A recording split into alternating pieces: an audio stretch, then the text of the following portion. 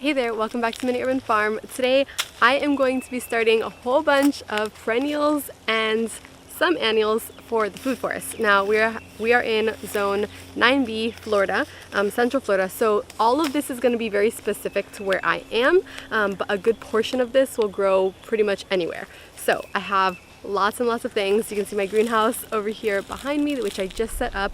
We already have a whole bunch of cuttings in there, and we're going to get started with a whole bunch of new seeds for this season. Now, before we do that, before we jump into that, I'm going to show you the established guilds that we already have and what's growing in those. Let's go.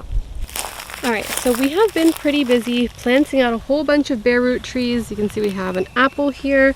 This is an apple specific to our region. It's an Anna apple, and this will grow pretty well here. We have some peaches. My Barbados cherry tree is over there near the neighbor's property. I have a pear tree, another bare root tree on that side over there. And basically, you can see our bananas not doing so well after the frost. And basically, you can see we have a whole bunch of trees planted out. You can't really see any guilds right now until you go over here to this side of the property. All right, and this side of the food forest, these are our guilds so far. Lots of progress, lots of updates from the last time I showed you guys. This is our first guild. This is actually the first guild that we planted out ever. This is our pomegranate guild. So I'll just run through kind of the things that are growing with the pomegranates. If you guys want me to do a video on how I decided these things, just comment below and I will tell you exactly like why we decided the specific varieties and the specific plants we're growing here. But essentially I pruned down the pomegranate tree. You can see it has a little bit of new growth, but still looking kind of straggly. We have lots of herbs, so we have some oregano, we have some sage, lots of strawberries in here, and then our scallions, of course, too, and our scallions are already flowering and going to seed here. Look how pretty that is. But we have lots of strawberries. We have an aloe vera plant, which I just took from home, and then we have some blueberries. So we have 4 blueberries. That's 1, that's 2, 3, and 4. In the middle here we have some milkweed, which actually has grown a little bit more since winter time took over and it kind of killed it all, but they're perennial, right? So you can see all of this dies out, the little seed pods, and then it just grows itself back, all right, which is exactly what we want. Where I'm standing, there were marigolds, however, it looks like since it's been so hot, the little marigolds that are starting to reseed themselves here, they're not doing as well, right? It is quite hot here, so I'm hoping that these marigolds will still come up. I do have some marigolds planted out from the seed heads of these ones that died, so I will be repotting them up. And you can see some of the native fauna coming up still, so I have to come back in here and put some cardboard down because I don't want this to be popping its head up. Some little weeds here.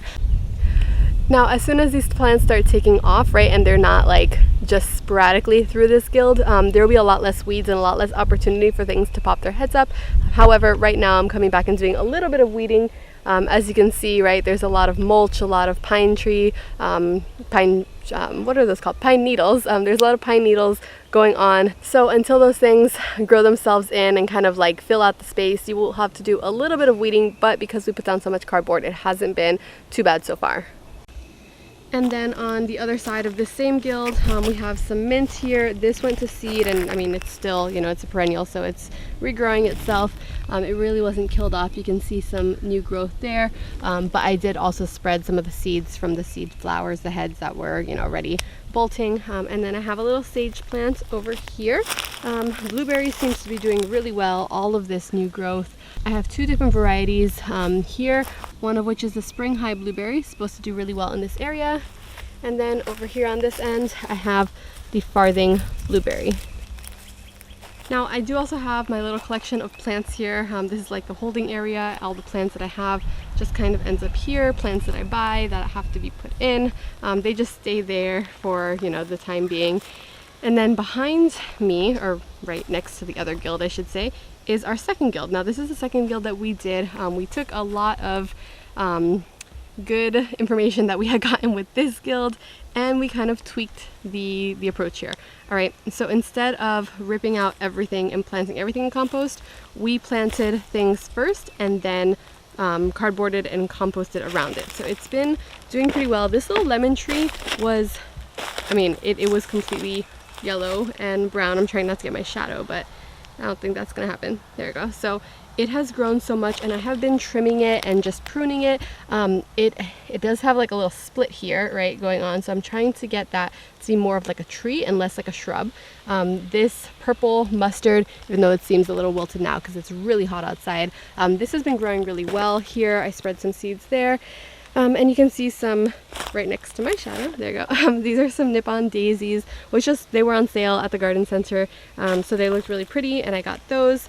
They have little white flowers. And then I have some thyme here, which I use a ton, and some parsley planted all around.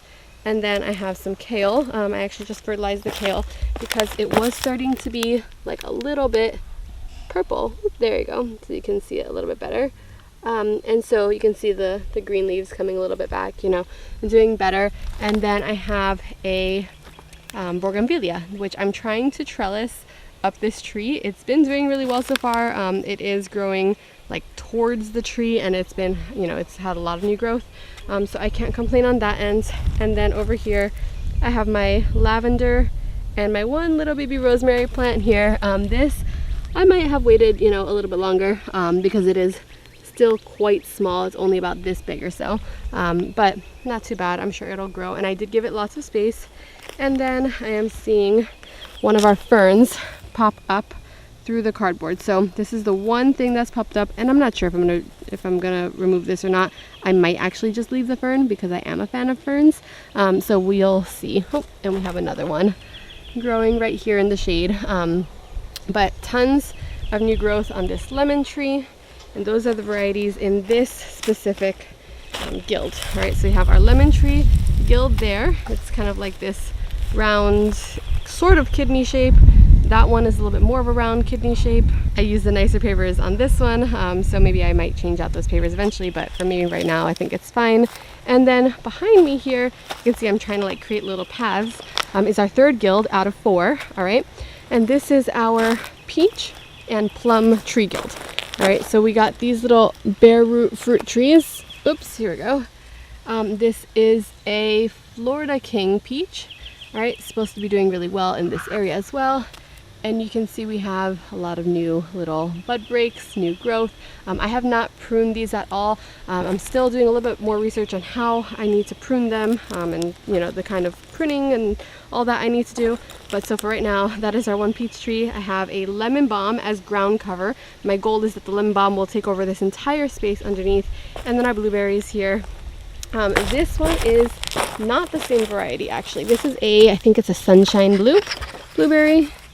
Yep, there we go. Sunshine blue blueberry, which also is supposed to be doing really well in this area. Already has some flowers, which I'm going to just cut off the flowers, let the chickens have them, because I want it to focus on actually producing roots, and it has been growing really well so far. So one blueberry, lemon balm in between, Florida peach. I have another blueberry, same variety, that Florida sunshine blue. All right, then we have another one here. So 2 in the middle. My Methley plum tree, which I'm really excited for because it has the most new growth out of all of our bare root plants. All right, so I got a whole bunch of bare root trees, and look at that. It was completely devoid of any greenery when we planted it, and now look at that. It's tons, and a little branch over there has tons of new growth. So really happy with this. And then also we have a little lemon balm on that side and another blueberry. So if I step back, this is our third guild overall. It's kind of like in this banana shape here. If you want to see exactly how I build a fruit tree guild, I use this guild as an example on one of my last videos, so you can go check that out as well. And then on to our fourth. All right, so you got one next to me, lemon tree, pomegranate, our little staging area for all the plants. And we have all of our blackberries. So this is less of like a guild than it is a blackberry patch. However, I'm gonna call it a guild anyway. I have my what is this, my 2x4s, all right, which I'm using to hold all this wire, and you can see the rest of our 2x4s and our blackberry plants in there. Now I probably did not need as much trellising as I'm giving these plants, because if I can get it to focus here, these are Navajo thornless blackberries, which are an erect blackberry species species, right, an erect variety, meaning that they grow pretty well without a trellis even. So I really didn't need to give them too much support, and they're pretty upright to begin with. But I wanted to make sure, you know, we had something in this area in case, you know, in case they need to topple over or something. I have these wires here to support them. So we have a total of 12 blackberry plants. I'm really hoping to get tons and tons of blackberries in the next couple of years. You can see though, some of these got a little bit burnt by the frost. However, there is a lot of new growth on them also, so I'm not too worried about that. They are perennials, and they're doing pretty well overall. So that is our last quote-unquote guild, which is more of just like a blackberry patch, and I'm really excited about this one. Okay, so in addition to all the things we already have growing and our banana plants, we have a grapefruit tree, we have a mango tree, we have several other peach varieties, and we have those pears that I showed you, Barbados cherry, and a few other ones. However, those don't have guilds around them yet. So what we've done is just gone ahead and got them in the ground, kind of like where I want the guilds to be, and then we will maneuver the guilds around them is what we've been doing. All right. However, we have noticed that we're missing some stuff. All right. We are missing a whole bunch of pollinator things, right, to attract pollinators and pest resistant things, pest disease, you know, things to get rid of pests. We're missing a whole bunch of stuff. So my goal for this season is to start all of these. Some of them will be direct sown, some of them will be started in this little greenhouse here behind me and then set out. But essentially, when I start getting all of these guilds in place, I want to have so many more varieties growing. So I will tell you, it's not in any particular order. This is just like a collection of seeds that I've been gathering for a while now. Just things that I've wanted to grow, things that I've already had, and I decided, you know, I'm not going to grow them in the garden anymore. I'm just going to grow them here as perennials. So they're all mixed in. One of which is our Thai basil. All right, so I've had this Thai basil for a while now. I actually don't really love the taste of Thai basil. I grew it a few seasons back, and I don't like it. It tastes a lot like licorice. However, it has really pretty flowers. I can use it as a cut flower, and it's supposed to do really well for pollinators. So this one from Baker Creek, it's called Siam Queen Thai. I will be growing that, probably not tons of it, but I do want to plant out some of them because it's going to be so hot and basil grows so well here. Borage, of course, always a favorite, can be used as a cover crop, and then also it is edible, so it's supposed to be really great for bees. And we might be putting something out here in the food forest soon. I won't say what exactly, but something that really likes flowers. I have another variety of basil here. I did already seed this one out, so I have this one in the greenhouse already, and I will just be doing this along with my Thai basil. I did get some edible plants that are not for like pollinators. I got some watermelon. I'm not sure if I will be growing this. It's a blacktail mountain watermelon from Baker Creek, but look how cute it is. I got it just on the chance that we don't get to some of our guilds. Maybe I'll just let this grow wild out here. The space is already fenced in, so maybe if I just plant this out, we might get some watermelon between the time that I can finish the guilds. So we'll see. The same thing with some melon. This is called, I think, Honey Rock melon. I got it in a seed swap from Baker Creek. I actually don't know what this looks like, but we have tons of space that probably will not get planted out into the guild this season. So we have extra stuff. We have lots of French marigold seeds. These are orange French marigolds that I seed saved. You can see tons of little seeds in there. I seed saved these from the ones I showed you. It's super easy to seed save flowers and seed save marigold. So basically I just put them all there, and I actually have some already seeded. Now this one I'm really excited for, stevia. All right, stevia is a natural sugar replacement. All right, you can use it to sweeten drinks, desserts, you know, stuff like that. It's actually sweeter than sugar. If you've never had stevia, it has a little bit of a different taste, but definitely an edible herb that, you know, you can use in the food forest, and it's a perennial, so you can just continue growing it and have it for when you need a sugar replacement. I have some, this Lottie Lan chamomile, which I tried to grow in the garden a few seasons ago, and it went okay. I didn't actually get any chamomile because they take a lot longer, than I thought. Right, they're super pretty. I love chamomile tea, and I'm hoping that Oh, and there's a butterfly flying around here. I'm hoping that I can get a lot of chamomile, and you know, this is something that takes a little bit to grow. So instead of planting these things out in my annual garden, I have all of the space I could ever want for perennials. Well, maybe not all the space I could ever want, but enough to sustain me for a while. And then I have some wild thyme. All right, this is actually a creeping thyme. It has like pretty purple flowers. It's just called wild thyme here, but it's the equivalent of creeping thyme, and it says all that stuff on the back. I've gone back and forth if I want to use this as a ground cover for the pathways. I think at the end of the day, I'm probably not going to, because this doesn't really take tons of sun very well. I'm going back and forth between this and clover, but I might actually just use pine shavings and like wood chips and stuff like that instead. I have not decided yet, but either way, I love thyme. I love cooking with thyme, and I'll just plant this out everywhere essentially. The same goes for dill. Of course, you know, great for pollinators, beautiful. This is called elephant dill. It's actually an annual, but it will reseed itself. So as long as the things that I get are annuals and they can drop to the floor and I don't have to worry about planting them again and again, I've kind of included them in this perennial category that goes in the food forest. The same as marigolds, right? Like they'll drop their seeds naturally and just sow themselves everywhere. So a lot of things I've gotten are also in that category. Now dill, I love for cooking. It's also really good, it says, for poor soil, right? We don't have very poor soil here. We are fortunate that we have a lot of really good soil. However, if you have any sort of poor soil, dill is a really good option also. And then I got some brightest brilliant quinoa. All right. I don't think I have enough space to grow lots of oats and wheat and stuff like that, but if you grow quinoa, it is a good replacement for grains. All right. The whole thing is actually edible, so it has edible leaves. It's a grain itself, and it's just so pretty. I mean, look at that. Like, look how pretty. You can use it in cut flower arrangements. I mean, I would like to grow this. I keep saying that I want to grow this, and I've never actually grown it, but maybe once I have, you know, some of the guild established, I'll pop some of these in as well. And then, of course, we can't talk about food forests without talking about sweet lycium. All right, this is an annual, but will reseed itself.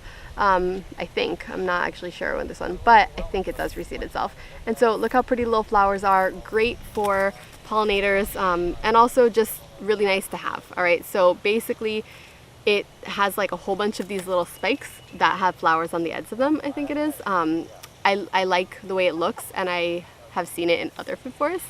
So excited to grow this one out. And I actually got a whole bunch of these. I might have gone a little bit insane on this one, which is milkweed. We already have milkweed growing, but I got a whole bunch of different varieties of milkweed. This is Soulmate milkweed from Baker Creek. It's a perennial in zones 3 to 9. And this one is, it says ballet slipper pink blooms. All right, so I got a whole bunch of different colors of milkweed.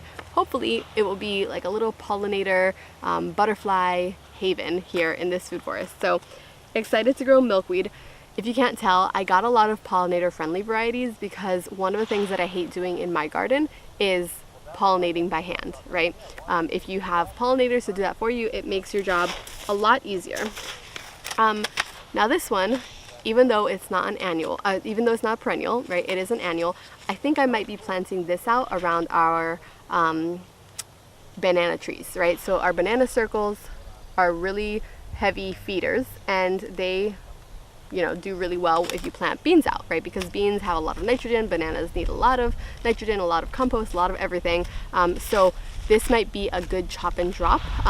In addition to, like, I am Cuban and we use a lot of black beans, so if I can get some black beans and provide some of the bananas some more compost, then that would be pretty good. And then seed save for later. So for the banana circles, I think that one would be a good one. Now, like I told you, these are not in order, but I did find some of my peppers together. Peppers are a perennial if you live in the right zone for it. So up in Maine, where my dad lives, these are not a perennial, but here in Central Florida, you can grow perennial peppers, one of which is the arroz con pollo pepper. I happen to love arroz con pollo, again, because I'm Cuban. That's this one. And then this one is a Ajavarsky pepper, all right, which I've never heard of before, but they're both sweet pepper. This one said it's a really good roasting pepper, and this one resembles the habanero except no spicy. All right, so I don't really grow tons of heat peppers. I do have cayenne peppers. No, those are not it. Somewhere around here in this bunch of seeds I have cayenne peppers, and I do grow those specifically for like when we get sick and I feed them to chickens and things like that. But for sweet peppers, I think I'm gonna actually be planting these out for the very first time in the food forest, because generally I plant these out in the garden, and I'm gonna try to grow them as perennials and not have to plant them out every year. Now, some more flowers. All right, and these are like, the seeds feel a lot bigger. These are two that I'm really excited for just because they're so pretty. So they will bring tons more color into the food forest. All right, first we have blue disc African daisies. I mean, look how beautiful that is. I can't wait to have these. I know that, you know, they're probably good for pollinators as well. This one is supposed to be really good for the heat. All right, of course, being an African daisy. And then this one is cherry rose jewel nasturtium, and look how pretty those flowers are. Now, if you've never heard of nasturtiums are actually edible. They taste a little bit like peppery, and so I'm thinking about planting these out at the end of the blackberry guild, blackberry patch, whatever, on either end. Have some really pretty pink flowers. Also, you know, great for pollinators, and then have pollinators come and pollinate your fruit trees as well. That is the goal. I will share with you some that I got specifically for this area. Again, these may not be the best for your area, but it's always good to get seeds that are native or like almost native to your area. One of which is the Florida cranberry, which is also called roselle. I got these off Etsy actually. And so these kind of act like sweet cranberry, and then I think you can also eat the tart tasting foliage. You can also eat the leaves. So these ones are pretty big. They do really well in this area. And then you get the calyxes, I think they're called, like the part that's edible. You can actually eat the flower, but they're not flower, they're called calyxes. And so calyxes, someone tell me maybe if I'm saying that right in the comments, but you can make jams and stuff out of them. So I'm excited to grow this because this is like something from this area that grows really well. The same as the Seminole pumpkin. All right, so just a variety of pumpkin that not necessarily native to this area. I know a lot of people think that it is native here, but I think it's actually, in my research, it's actually not native to here. However, like, it's been grown here since way back when, and it has like the perfect conditions for this area. So hopefully this is a good one. It says excellent downy mildew, right, powdery mildew resistance, because that's something that my squash always suffer from. So hopefully I will be able to grow some squash this year without it being overrun by powdery mildew. We'll see.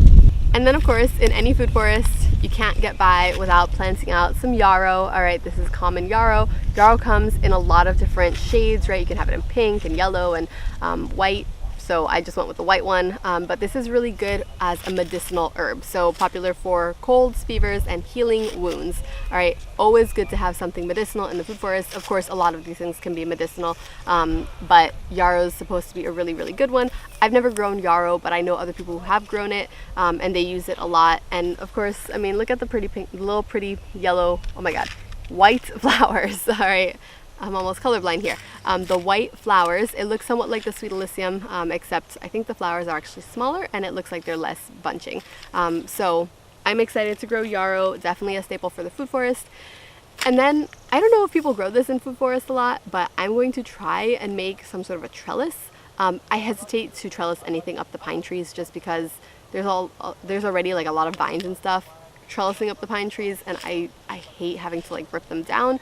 So I might at some point do some sort of like a cage or like the entrance to the food forest, and then plant out blue queen butterfly pea. All right, if you've never heard of butterfly pea, you probably haven't been on Instagram or TikTok much. I don't go on TikTok, but I know it is a thing because my stepdaughter, when she heard I was planting this, she goes, oh my gosh, I see that all over the place on TikTok and Instagram. And so these are actually a good thing to grow for dye. All right, so they're medicinal, yes, but the purple blue flowers, you can actually put them in lemonade and they'll change the lemonade color to like a purplish blue, and then you can, you know, do that with different things, and you can dye things using these flowers. So you know, even if you have kids that aren't into gardening and you plant this out and as like a little science experiment. I know my stepdaughter was really excited when I told her I was going to be planting these, so of course now I have to plant them. And maybe I would try a few of them in the garden also, because I already have the trellis set up, and they are perennials in zones 10 and 11. I'm hoping that this year we won't get like a hard frost and I'll be able to keep them as perennials, but they grow up to 6 feet, the vines. So we'll see how big these get, and I might try to plant something at the beginning of the food forest into that. This is one I already have growing. If you've watched any of my other seed hauls, you probably know that I love this plant. It is moringa. I actually was over the weekend at one of my new friends' properties, and she has not a food forest, but she has a lot of fruit trees and like food forest edibles in her front lawn, and she has some massive moringa trees.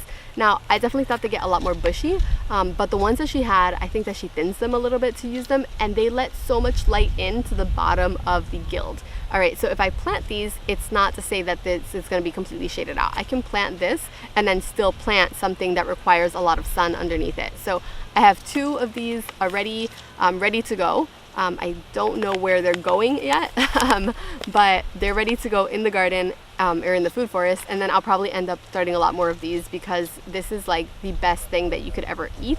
It's supposed to be like some sort of a miracle food, and what I've been doing is basically just letting it dry out, right? I cut the leaves off, I let them dry out, and then I grind them into like a powder, a really fine powder, and then I just put them in everything, all right? And it's supposed to be extraordinarily healthy.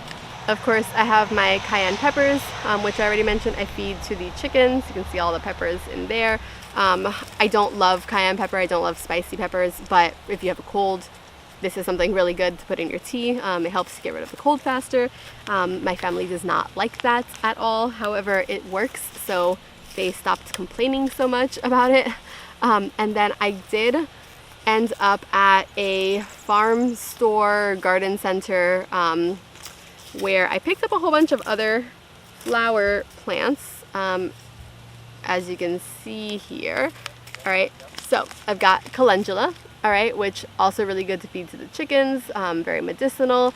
I have bee balm, which perfect for attracting pollinators, all right, and it's so pretty. Look at those purple flowers. We got some black-eyed Susans.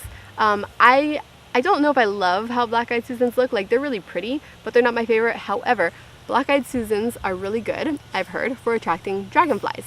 And dragonflies, and it says attracts butterflies there as well on the front, if you can see that. But dragonflies overall are really good for killing mosquitoes, all right, and mosquito larvae. And so if you have an area with a lot of mosquitoes, like once this property starts getting dark, like the sun goes down here, it is like mosquito central. So I'm hoping that we can attract a lot more dragonflies. And I'm planning on putting in a pond, because eventually I want ducks. So the combination of black-eyed Susans and dragonflies in the pond, and you know, hopefully a whole little ecosystem in here. I'm trying to plan ahead for the future. To be honest, I don't know if I'm going to be planting out all of these things, because I don't know if I have the space. But this is like when I start planting things out, which is going to be like now. I'm going to select a whole bunch of, you know, of these. I might have overdone it on the seeds. But yeah, and then I have 2 more varieties of milkweed. All right, I have an irresistible blend milkweed, right, which is that one, and then this one, it doesn't say which one it is, but the species is there. You can see right underneath that, if you like the way it looks. I think this might actually be the one that I have. It looks very similar to this. So now I have extra. And I got Sweet Elysium, but I got a Allure Pastel blend, right? So instead of the white, they're like pink and white and, you know, dark pink and all these different blends colors. And it looks like even some yellow. These are from Botanical Interest, all of these. Come to think of it, I might have overdone it on the seeds a little bit. And that same day, I couldn't help myself. I got some strawberries. All right, red and yellow wonder strawberries.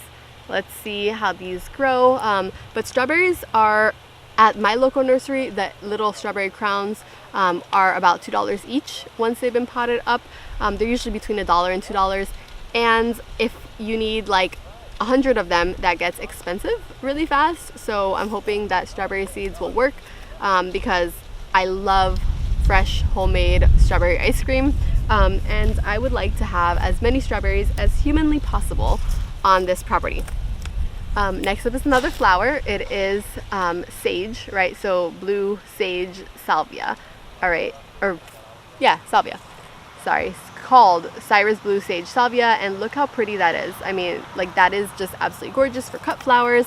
I envision this at the entrance to the food forest if I want to have like a tiny little space, not really a guild, but maybe like 2 or 3 different types of flowers as just like the welcome into the food forest. This would be something beautiful. It says great for hummingbirds, honeybees, butterflies, and it is between 12 and 16 inches tall and drought resistant, or drought resistant. So here, where sometimes it goes for a long time without, raining, this would be a really good one. I do have tons of lemon basil that I seed saved. This is from my garden several seasons back. This would focus. There you go. And so lemon basil, I'm just planning on taking this and kind of like throwing it everywhere and see what pops up. The times where I've tried to grow this and like be very delicate with them and put them in little individual seed containers, they all end up dying for some reason.